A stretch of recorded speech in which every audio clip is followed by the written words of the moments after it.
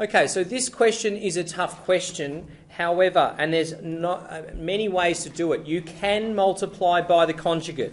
The conjugate of minus 1 plus I being minus 1 minus I. You can multiply by that.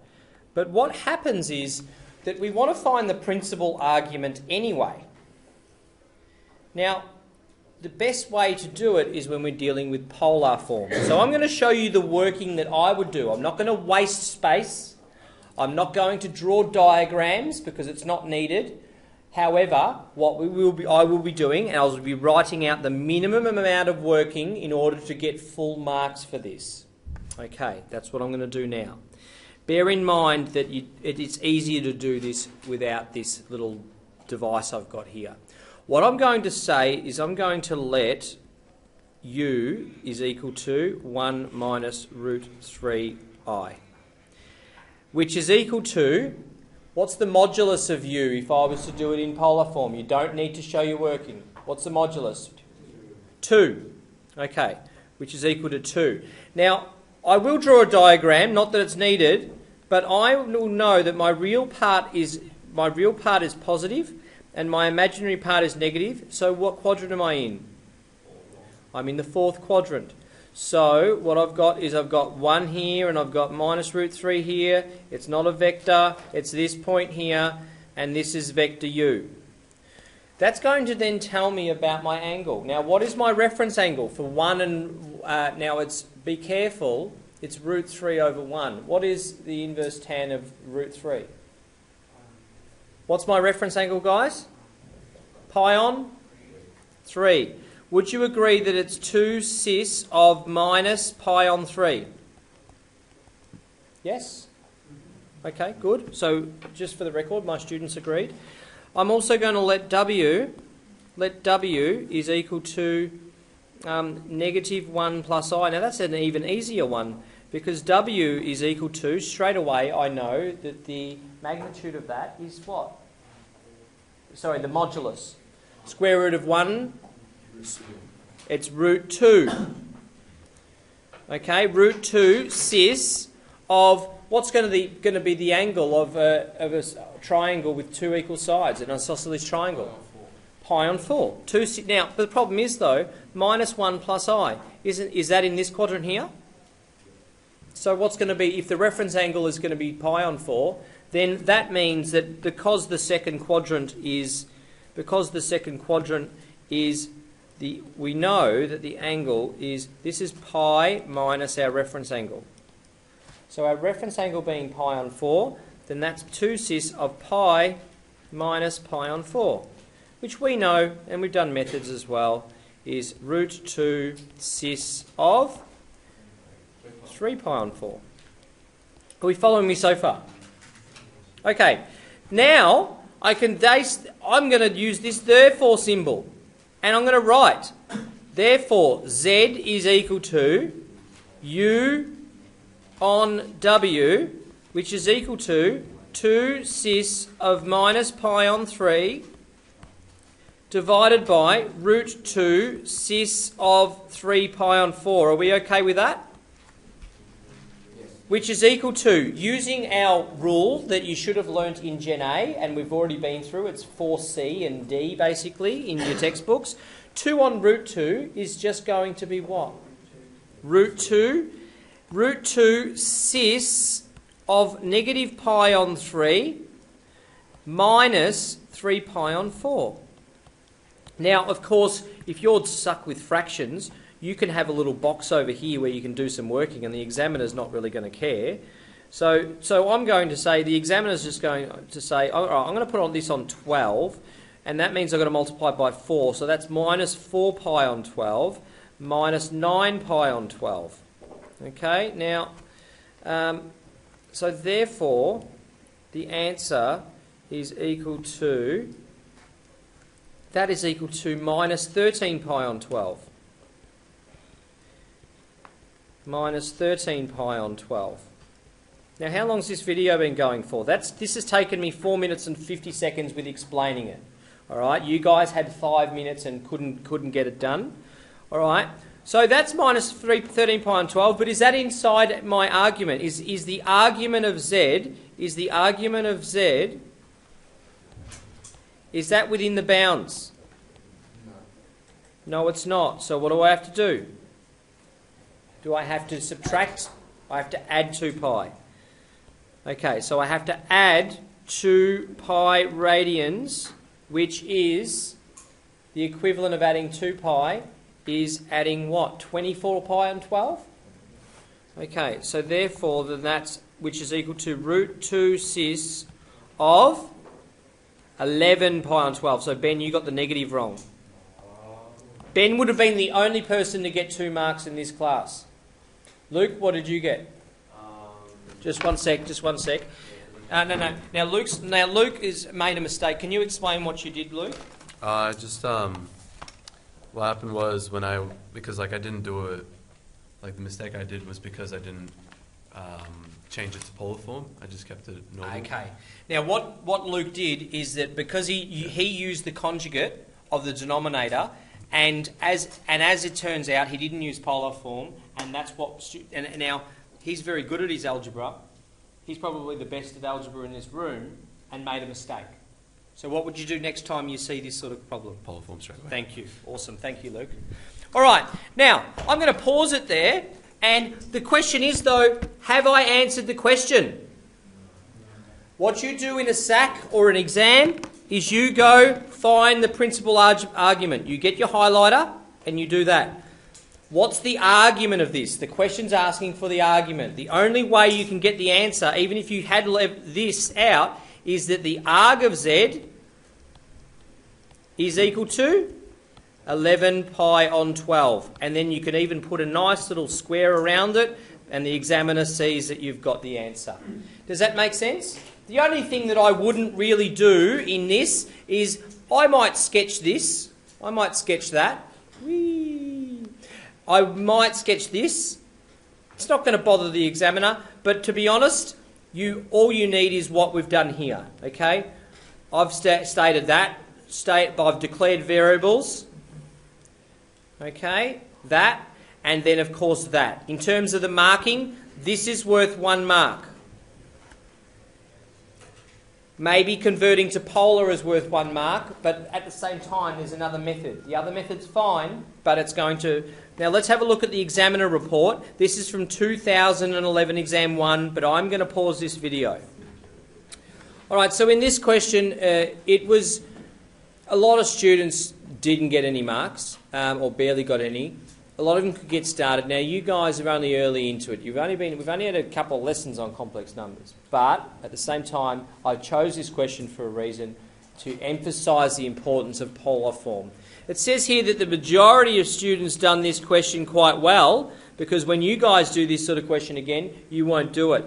Some left their answer or gave the principal argument as negative 13 pi on 12, and it said though that it says here the majority of students attempted to answer the question in Cartesian form, using conjugates, rather than converting to polar form, leaving them with little chance of finding the argument even when they were successful in obtaining the Z. Okay, so read the examiner reports, because the examiner reports tell you what students should and shouldn't be doing. I tell you what you should be doing. All right, I'm going to pause the video now, and I'm going to talk about... and I proved the quadratic formula today, and you guys have done a fantastic job to sort of see where that come from. But now we're looking at 4E and 4F, which looking at solving basically quadratic equations, but quadratic equations for complex numbers. So solving in the complex plane. Okay, now... It says here, given... Now, I haven't even taught it to you yet, but given that f of negative 1 is equal to 0, what would be a linear factor? X plus 1, or maybe what are we... Are we dealing with x's or z's? So z plus 1. Now, what could you do?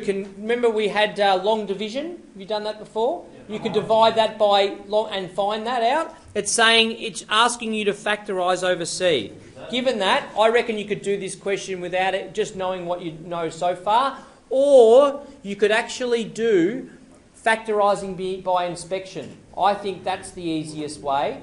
Factorising by inspection is basically like if I've got z plus 1 as a factor, what times something is going to give me 20, for example. Okay, let's have a look. Z, if z plus 1 was a factor, okay, then what does this have to be over here? This has to be 20, because 20 times 1 is 20, isn't it? Well, it doesn't necessarily have to be, because when we're dealing with complex numbers, but yeah, at the moment it does. What z times something is z cubed. What's that something? Z squared. Okay, so you can actually, I'm going to show you two methods. I'm going to pause this video now. I've given you enough hints. This time we've got 3 minutes, but I'm only going to give you 3 marks. 4.5 minutes. I'm going to say this is an easy question. You should be doing this in 3 minutes. So I'm going to start the clock right now and pause the video. Ready, set, go. Okay, so what we're doing is we're looking at solving equations in the complex plane. So what I'm going to do is I'm going to show you how to do this and do it in the best way. What we're going to say is that it says here, given f of minus 1 equals 0, what we can say is that z plus 1 is a linear factor. And you write that. Tell the examiner that you know what you're doing. Okay, you do not have to write this, which is something that you'll learn in a moment. Can you tell me, are the coefficients of this expression, are they real or imaginary? They are real.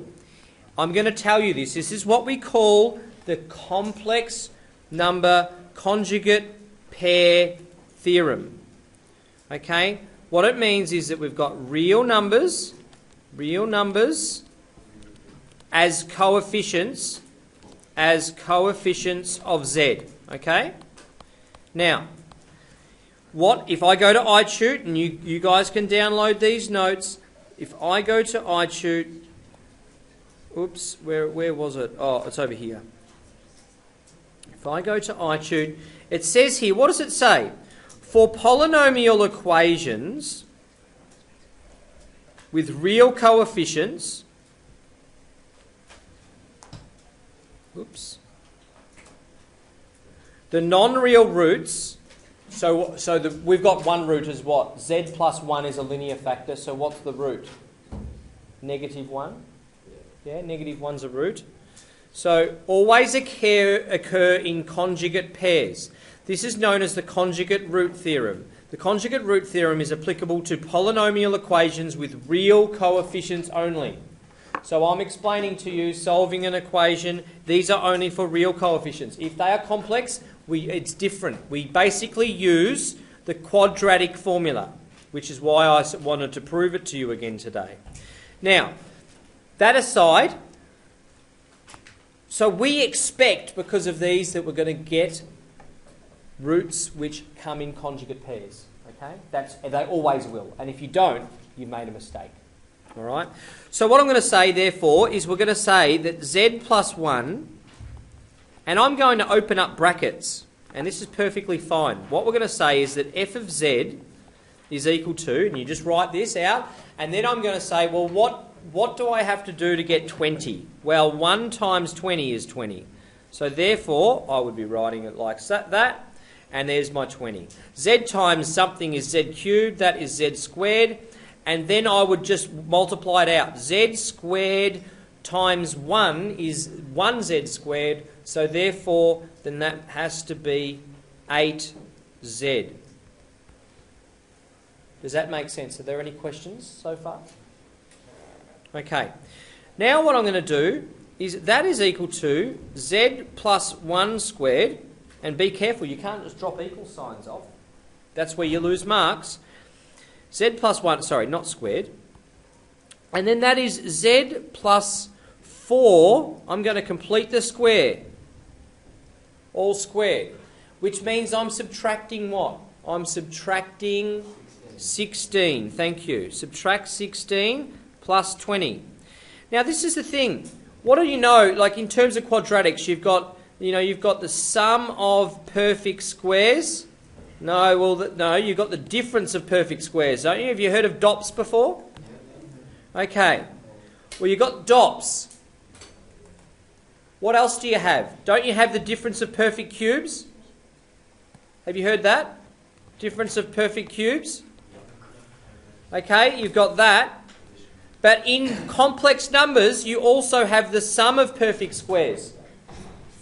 Okay, because what we can say is z squared plus 4 is equal to what? Z plus 4i squared. Oh, no. Minus 4i squared. Z minus 4i squared, which is equal to z squared. Yeah, basically the same thing. So what we're going to do now is that is equal to z plus 1, z plus 4 plus 2i. Now that's going to, I can just go from here to here, okay? Because I want to save working. The key step is that we now know, if you like, that this is z plus 4 all squared plus 4i squared, or sorry, minus 4i squared. Okay, minus 4i squared.